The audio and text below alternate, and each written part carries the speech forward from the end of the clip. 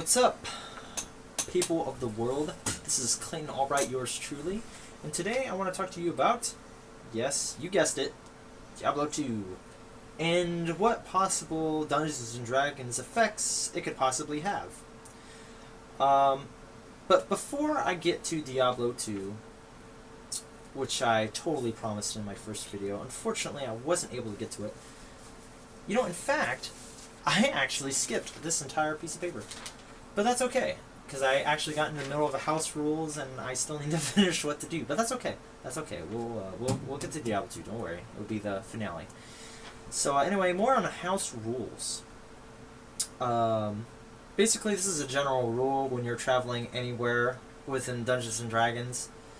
More or less, if you're just traveling on a big map, so if you've got a big map drawn out, you can like, oh look, home base is here, and you need to travel all the way to Mount Doom. You know, it's 400 miles away. Okay, so, you know, you roll a 20-sided die. You know, this is what I have for my normal settings. 5 miles. When traveling, if you roll 1 to 10, it's monsters. If you roll 11 to 14, it's neither. And if you roll 15 to 20, it's going to be something good. And it could be something potentially bad, but mainly good. So it could be like 14 bad people carrying around a treasure chest the size of this desk. You know, but if you can get around those 14 people, that large treasure chest is going to withhold, you know, a shit ton of stuff maybe. It could hold 10 items, who knows. But that's just a general rule when I decide to travel with people, or maybe it's a gigantic palace or some shit. Maybe it's a cave. Maybe it's a really old castle that's magical and shit. Maybe it's a troll walking down the road and you freaking ambush him and you score out with a 20 and a headshot. Okay, he drops down what appears to be a large, gigantic club, but when you grab it, it shrinks to your size and it's +8 to strength. Whatever, you know, I probably wouldn't give that to my party, mostly because they're like level 6 and lower. And by the way, if anyone ever thinks about dumbing down the experience level, like, oh no, it's not enough experience, you tell them to shut their mouth. Because quite frankly, this is Dungeons and Dragons. Okay, it takes months to get places. I heard of a guy, professional Dungeons and Dragons guy, level 235. The guy's been playing for 20 years. Right? So this guy's been leveling up 20 times a year. I said that wrong. Leveling up 10 times a year. 10 times. He's level 235 something. Now, don't get me wrong, if you do the math, that's obviously wrong, but I'm assuming that a whole lot of that, let's just say the last 35 levels were done in, say, the first year. But then after that, it got stupid and ridiculous, and you had to go through so many monsters, so many hit points. But professionally, that means this guy had to travel places. This guy went probably hell and gone. So, if you're dedicated, with one character, you can get far. Okay, you don't need to be a big pansy and say, oh, it's not enough experience, everybody. Let's cry about it, because we can. And there's only one DM. But you don't want to cause, you know, a group of people to be like, oh, so do you want to DM then? Because that's just going to cause everything to fail, and, you know, no one will want to play because you're the asshole who decided to give up. And no one wants to see that guy. No one wants to hear about that guy. And again, sorry about the cussing, swearing. It just comes out like that, people. You have to be honest with yourself. It's just stupid if you have to go to that point. Because then you just look at the other guy and be like, huh. Okay, now I know how... Okay, that guy's a power gamer. That's great. That's cool. I don't want to play with this guy. And then you have to find a new party or something because of that one guy. But it's ultimately up to the DM. If you have arguments with the DM, either you need to find a new DM, or you need to shut your mouth and you need to listen to what the DM has to say. Because he's creating the story, the detail, and he's trying to do everything in his power to make you have fun. If you're not having fun, what the hell's the point? So anyway, one last thing, as a house rule, psionics, alright, telepathic talking does not need a language. So basically, if you go to talk to an animal, you go to talk to a beholder, it is possible to talk in your own language, like English, and you talk to them and they can talk to you. The only reason I'm making this house rule is because, well, I don't even know if it's supposed to be a house rule, more or less a general rule. But again, I'll be looking to you guys for your expertise. Again, thank you for commenting, subscribing, liking, and giving me views, and just helping my channel overall. I really appreciate it when you guys watch this. Anyway, so that's house rules, and talking about that a little bit. So anyway, I will continue on the what to do's and entering doors and rooms. So anyway, let me get started. Again, sorry. Alright, so obviously, like I said in my last episode, use healing or buffing spells before and after combat. Obviously, you guys know what buffing is, so blah blah blah. When you... Okay.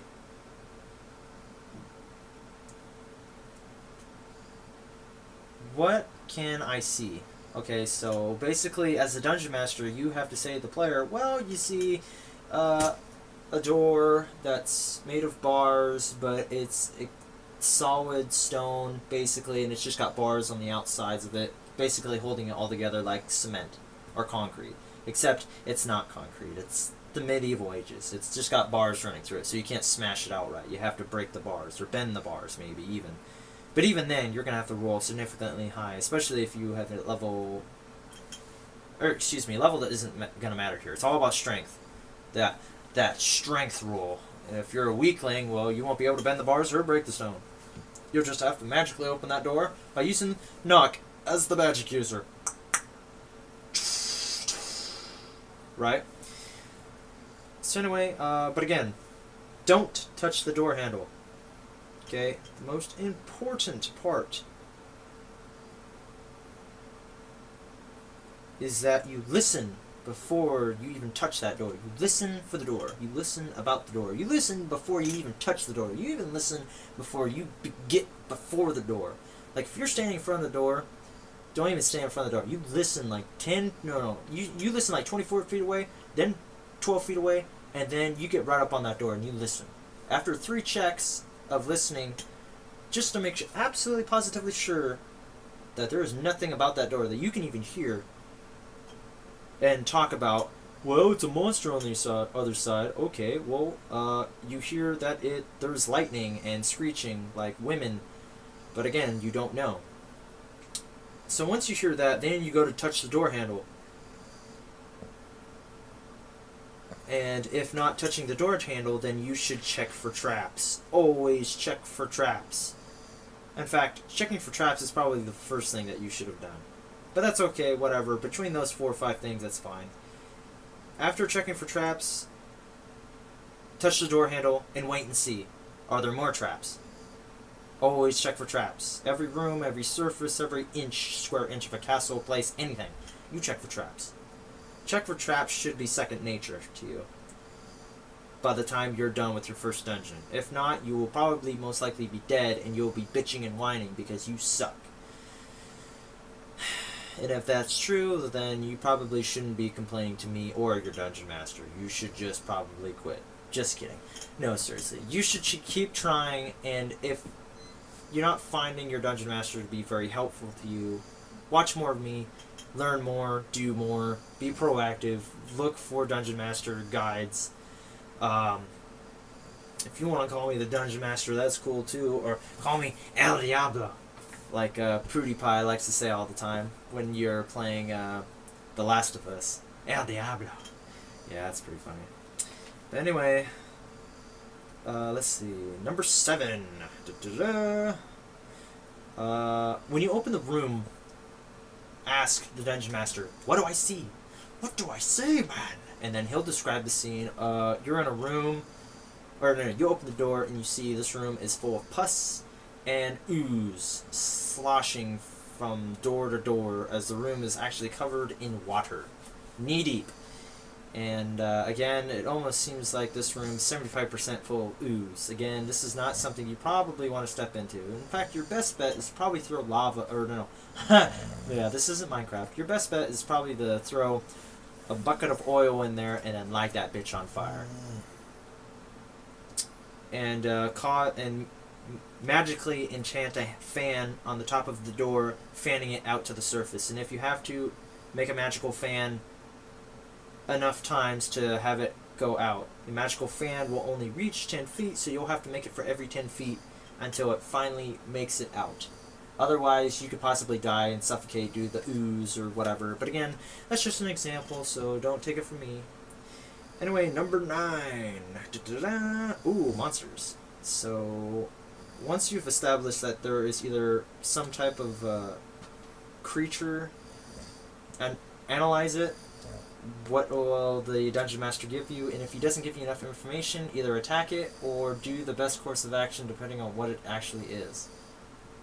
It's a rocky surface, and at first glance it almost seems to be charged with lightning. Okay, so you obviously know you either need to throw water at it because it's rock and lightning. Water would probably be the best solution, or ice. Okay, this is just like Pokemon, okay? It's pretty fucking simple. If you can't manage to get that right, then you're a fucking idiot. Use strength to destroy the boulders. It's pretty fucking simple. Again, sorry about the language. Let's see. And once you're done destroying the monsters, obviously, use healing spells and buffing spells.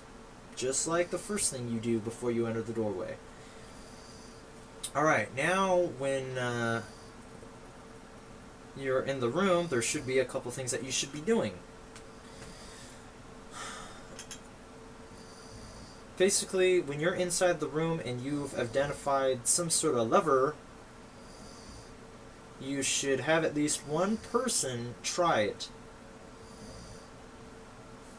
You know, on, off. Obviously, if there's 3 buttons, then just have him press one button. If it's obviously a boo button, obviously Dungeon Master will describe this. And if he doesn't, he's a fucking idiot. And, okay, so you press the button. Oh no, it's, the entire room goes dark. You press the button next to it, which was the color of light, versus the one that was black. So you press the light one, and oh, look at that, the lights are back on.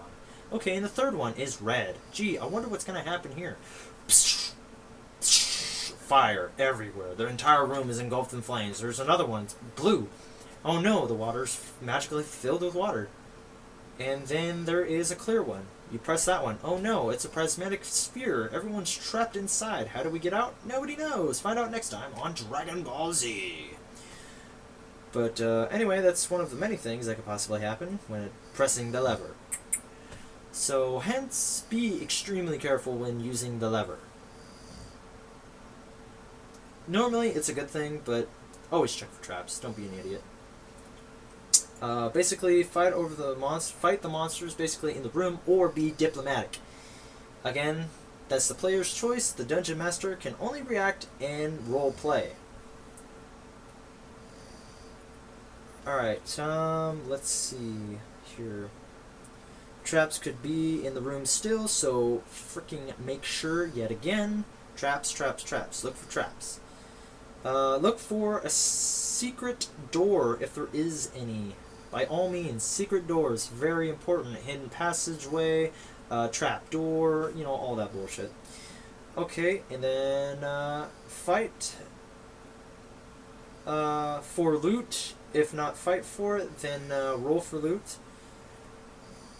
And by the way, the thief can steal it. There's a lot more you need to learn about the thief before DMing the thief. Again, I would take precaution before giving out thieves, because they can steal from the party and the party would not know it until it came time. Because 90% of the time, your players are most likely going to be real assholes about it and say, oh, well, I stole this when you weren't looking last night. Sorry about that. Wink, wink. And then the party members get mad at the thief because, well, he's being a bitch. Or it'll be where the power gamer's all like, no, you can't steal my shit because, or my weapons because, I was hanging on to it too tight. No, there is no hanging on too tight. You were sleeping last night. He woke up in the middle of the night. He stole your shit, and you didn't know about it. Unless it's like your main weapon that you use all the time. Then then he gets to be pissed and go barbarian rage and smash the shit out of the fighter, and then the cleric has to heal him. Unless he's an evil cleric, then he has to pay to heal him. But whatever is the deal. Okay, and then last but not least, repeat the process. Hint: this only works if the line of this is not broken, aka... Oh, okay. So basically, this whole process upon which of what to do only works if the line of sight is not broken, aka blinded by anything. So if there's a darkness in the room and you can't see shit, this whole list is a fail. I will be rewriting this and making it perfected here before the next video. But anyway, I just wanted to mention that. And okay, so how are we doing for time? Dane, how are we doing for time? Dane.